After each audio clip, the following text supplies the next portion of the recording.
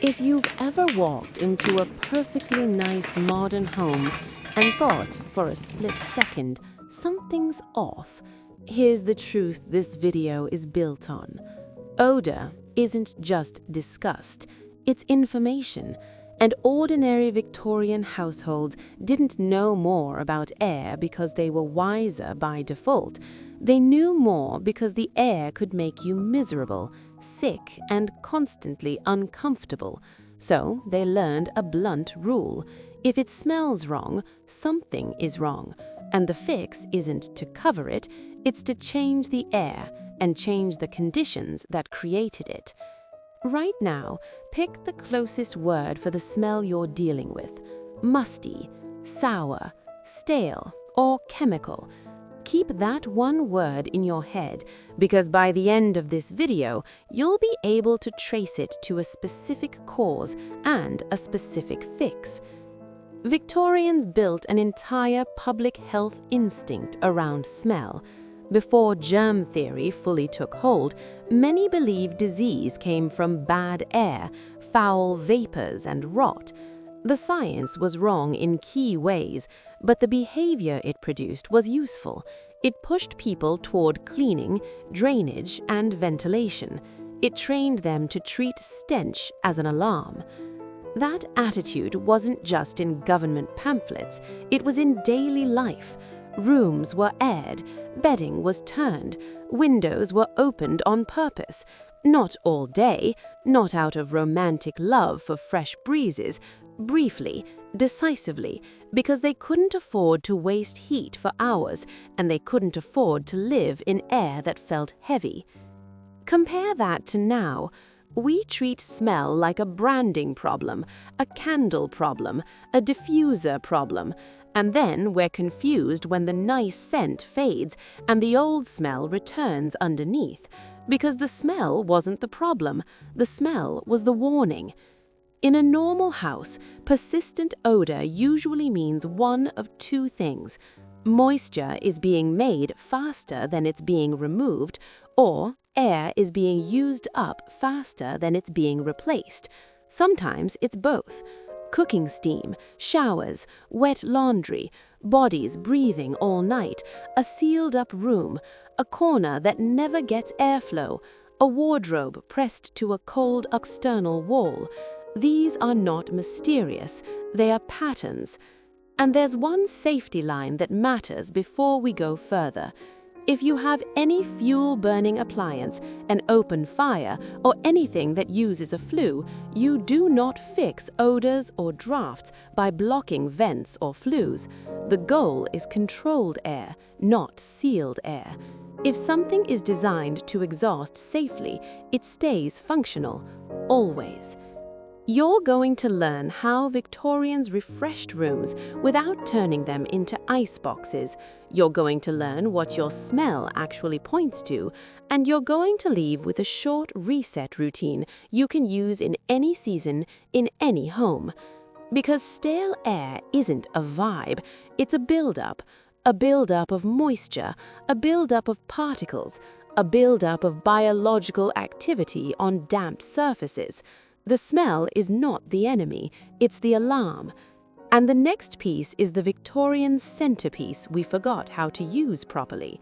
The free machine that moves air through a house without bleeding comfort for hours. A controlled current driven by heat and well-placed openings that can refresh a room in minutes. What Victorian people understood, even in ordinary homes, was flow. Air moves. Heat rises, and if you give that movement a clean path, you can clear a smell fast without leaving the room cold all morning. That's the detail we've lost. We either do nothing and let the smells soak into fabric, or we crack a window for hours and wonder why the house never feels settled. A house is already a machine for moving air. The question is whether you're letting it move in a helpful way or a chaotic one. Warm air naturally rises. If it can leave higher up, it creates a gentle pull that draws fresher air in lower down. That movement is real, and old homes often had chimneys, stairwells, and upper leaks that made it stronger. But you don't need an old house to use the principle. You just need to stop ventilating timidly. Here's the simplest Victorian move. If you can open a window at the top and the bottom, do it. Warm, stale air can slip out high. Cooler, fresher air can come in low. You've separated the exit and the entry, so the exchange is smoother and faster. You're not just letting air in, you're letting air through. And if you don't have that kind of window, you can create the same effect with two openings, a window on one side of the home and another on the opposite side, or a window and a door that creates a straight path. Not forever, not all day, long enough to create a current that actually clears the room. This is the part most people get wrong. They think ventilation means a tiny crack for hours, but a tiny crack often chills the room while barely shifting the dead air in corners where smells live. A short, decisive cross flow can flush the air quickly, and because walls and furniture hold heat longer than air does, you can swap the air without refrigerating the whole building. That's the practical meaning of the old advice to air the room, not background leakage, a deliberate tool. Now, there's one boundary you don't cross. You don't mess with anything designed to safely exhaust combustion products. Chimneys and flues rely on draw, and draw relies on heat rising. The principle is control, not blockage. You stop random draughts that make you cold, but you keep intentional ventilation and safe exhaust paths working. Once you start thinking like this, odors stop being mysterious. You realize a smell isn't the house's personality, it's evidence. Evidence of where moisture is building, evidence of where air isn't being exchanged, evidence of what's being produced and trapped.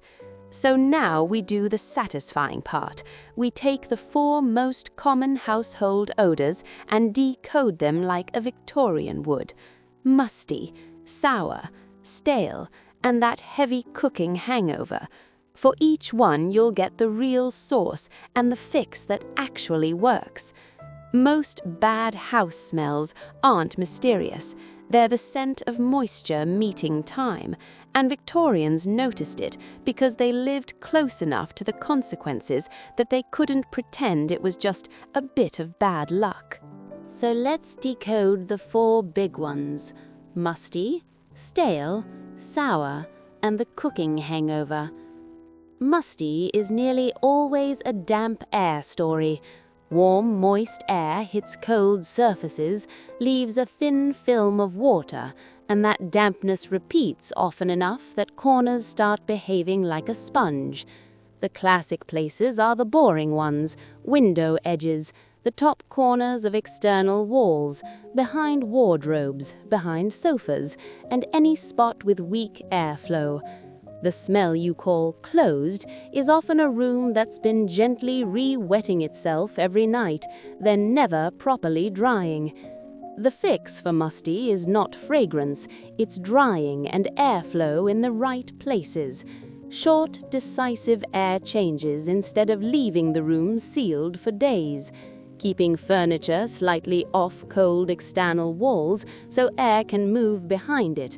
Wiping condensation when you see it, because leaving beads of water to sit is how you feed corners later. And if a room is cold in the wrong places, steady heat matters, not because heat kills mold, but because cold surfaces are condensation magnets. Warmer surfaces stay drier. Drier surfaces stop making that smell. Stale is usually an air exchange problem, not a dirt problem. Bedrooms are the main culprit.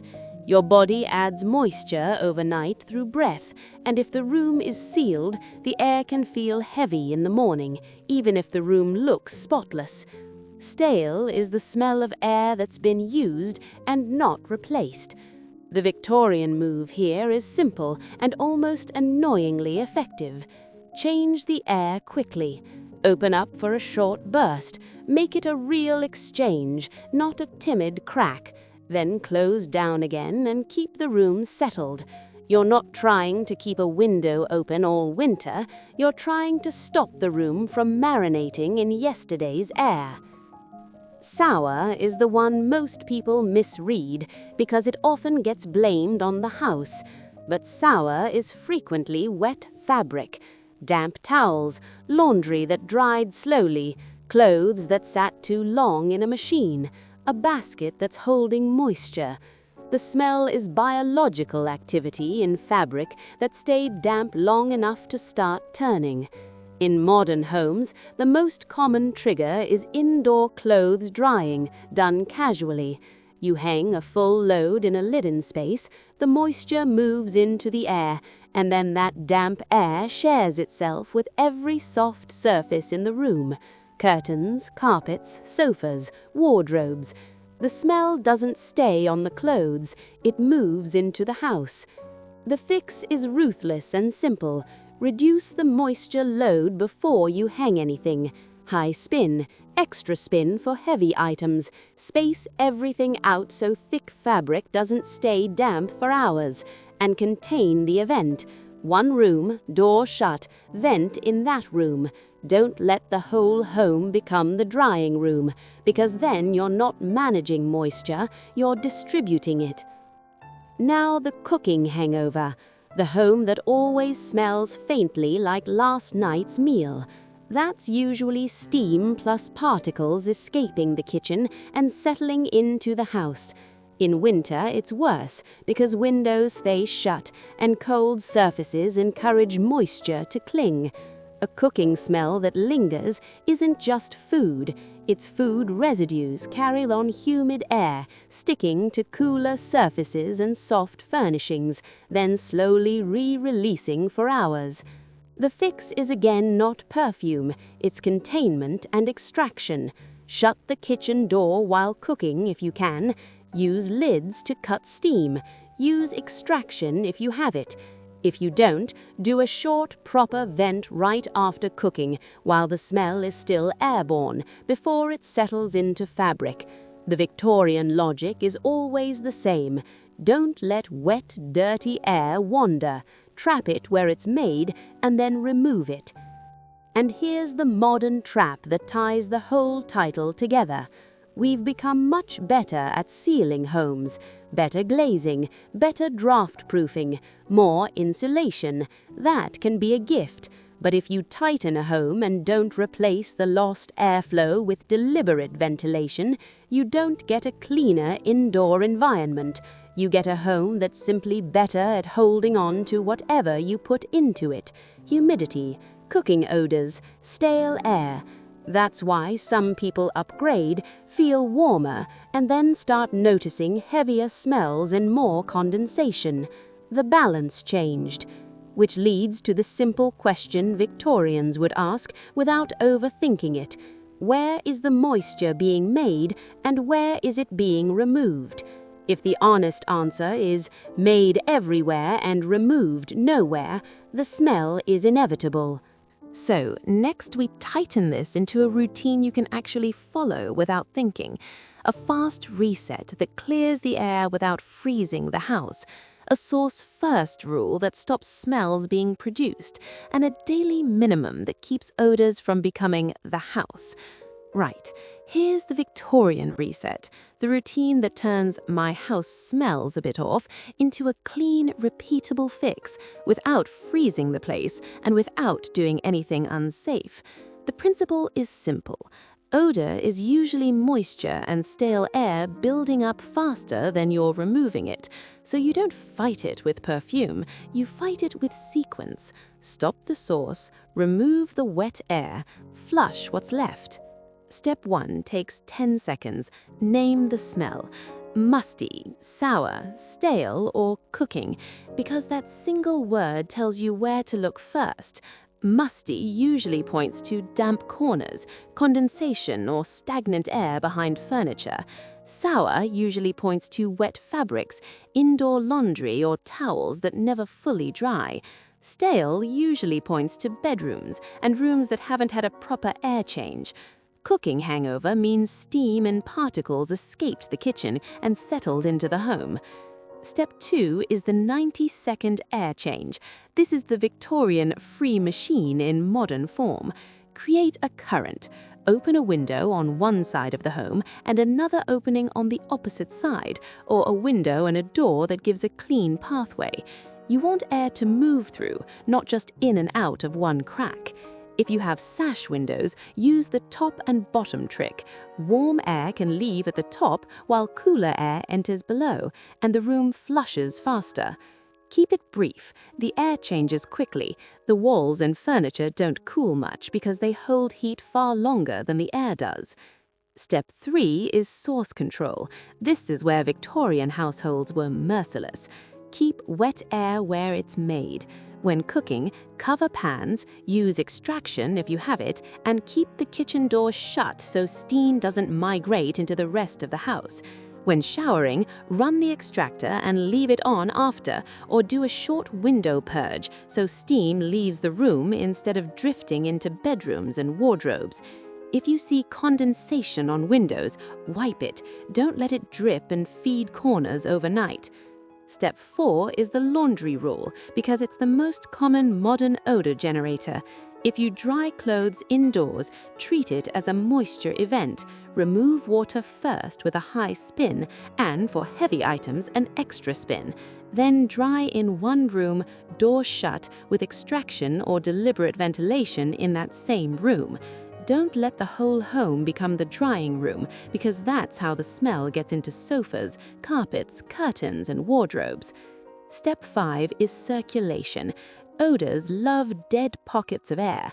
Don't press wardrobes and big furniture hard against cold external walls. Leave a small gap so air can move. Don't block trickle vents, air bricks, or designed ventilation openings. If you've made the home tighter with upgrades, this matters more because the building will now hold on to humidity unless you give it deliberate exit routes. Step 6 is the daily minimum, the Victorian habit that stops odors becoming the house. One short air change in the morning, especially bedrooms, another short reset after cooking or bathing, and a quick check for condensation points.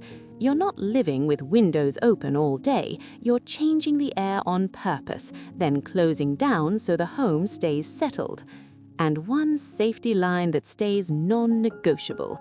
Never fix odors by blocking vents or flues that exist for combustion safety. If you have any fuel-burning appliance, open fire, or boiler with a flue, it needs proper ventilation and a clear route for exhaust gases. Don't trade comfort for risk. If you do this in the right order, you'll feel the difference fast. The smell drops, the air feels lighter, the house feels drier without feeling like an icebox because you've stopped feeding the problem and you've finally moved the air instead of masking it. That's the real Victorian advantage, not nostalgia, control. Odor isn't the enemy, it's the alarm, and once you start treating it that way, your home stops having a smell and starts smelling like nothing, which is exactly what you want. And here's the part people don't expect. Once your house stops smelling like something, it usually starts feeling warmer too. Because musty air isn't just unpleasant, it's heavy with moisture. And moist air changes how your body reads a room. It makes surfaces feel colder. It makes bedding feel clammy. It makes you want to crank heat just to feel normal. So when you control odor properly, you're not only fixing a smell problem, you're fixing a comfort problem. Now, to make this even easier, I want you to picture the Victorian approach as two modes, a daily mode and an emergency mode. Daily mode is boring, and that's why it works. You do one quick morning air change, you keep moisture events contained, you keep extraction working, you don't let wet air travel through the whole home, and you never let condensation become normal. If your windows are wet most mornings, that's not just winter, that's your house telling you the moisture balance is off. Emergency mode is when something obvious happens. Laundry dried inside all day, a long shower with the door open, a big cook-up that left the whole house smelling like oil, or that moment you walk in and think it smells closed. That's when you do the reset. Name the smell, create the current for 90 seconds, shut the source room's doors, extract in the wet rooms, then close down and let the house return to stable. This is what fresh air without chilling really means. Not leaving a window cracked for 8 hours while you slowly bleed heat, but doing a short, decisive swap of air that clears the stale layer quickly, then stopping. And if you want one simple test that tells you whether you're doing it right, it's this. After your reset, the air should feel lighter within minutes, not hours. If it takes hours, you're not moving air through the home, you're just diluting the smell in one room and letting the source keep producing it somewhere else. That's why the Victorian habit of shutting doors mattered so much. Doors weren't decoration, they were control. If you keep every door open, odor becomes a whole house problem. If you keep wet rooms contained, the fix stays local. And one more uncomfortable truth said plainly. If a smell keeps returning, it's usually not in the air, it's in something that's holding moisture. A corner that never dries, fabric that never fully airs, a wardrobe pressed against a cold wall, a bathroom with a weak fan, a kitchen that leaks steam into the hallway, or laundry dried indoors with no exit route. In other words, the smell is not haunting you, it's telling you where the house is staying damp. So the Victorian way isn't to become obsessive, it's to become accurate. You don't need 10 sprays, you need one routine. You don't need to guess, you need one honest question. Where is moisture being made and where is it being removed? If you can answer that, odor stops being mysterious. It becomes maintenance. And the best part is, once you've done this for a week, you start noticing patterns. You'll know which rooms go stale fastest. You'll know what cooking smells linger. You'll know whether laundry is your biggest moisture event. You'll know whether your bedroom air needs a morning flush. You'll know where the musty corner is trying to start again. That's the Victorian literacy. Not romance, not wisdom, repetition and consequence. And if you want to take it one step further, there's a climate version of this that makes the routine even sharper, because the balance flips depending on where you live. In a damp coastal climate, you prioritize extraction and short air changes more aggressively, because outside air can still be humid. In a dry, cold climate, the air change is easier, and the problem is often simply stagnant bedrooms and sealed kitchens. But the logic never changes. Stop the source, keep it contained, give it an exit, reset the house back to neutral.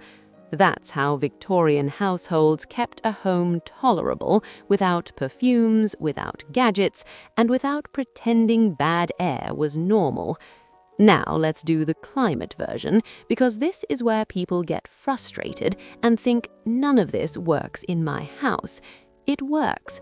The mistake is applying the same routine in totally different conditions.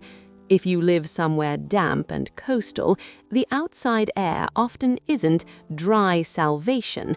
It can be cool and moisture-heavy, so your goal isn't to keep windows open longer. Your goal is to move wet air out faster than you're making it, without letting rooms chill and turn into condensation magnets. In a damp climate, your biggest enemies are slow drying and cold surfaces. So the Victorian logic becomes even more strict. contain moisture events, ventilate in short, decisive bursts, and keep key rooms gently warm so vapor doesn't instantly turn into liquid on glass and corners. That means you treat the kitchen and bathroom like controlled zones. You extract hard when you're producing moisture, you shut the door while you do it, and you don't let steam wander into the hallway and bedrooms like a fog. And you choose timing. In damp climates, a morning purge works best when the house is about to be warmed anyway. You swap the air quickly, then you let the home restabilize. You don't leave a constant crack all day. That's how you end up paying for heat while still living inside a slightly wet atmosphere. Laundry is the big one. If you live in a damp climate and you dry clothes indoors, you have to treat it like a controlled event every time. One room, door shut, a clear exit route. And if you can't vent properly, you reduce the load and increase the spin. Because if outside air is damp and your indoor air is damp, the drying stalls. And stalled drying is where sour smells and mold start to breed in fabric and in the room itself. Now, if you live somewhere dry and cold, the problem is different. The outside air is often a gift. You can refresh a room quickly, and it actually dries the building. In dry, cold climates, the main issue is usually not the air is too wet. It's that people seal everything, never exchange air, and then wonder why rooms feel stale and heavy anyway. In dry, cold air, a short cross-flow purge is unbelievably effective.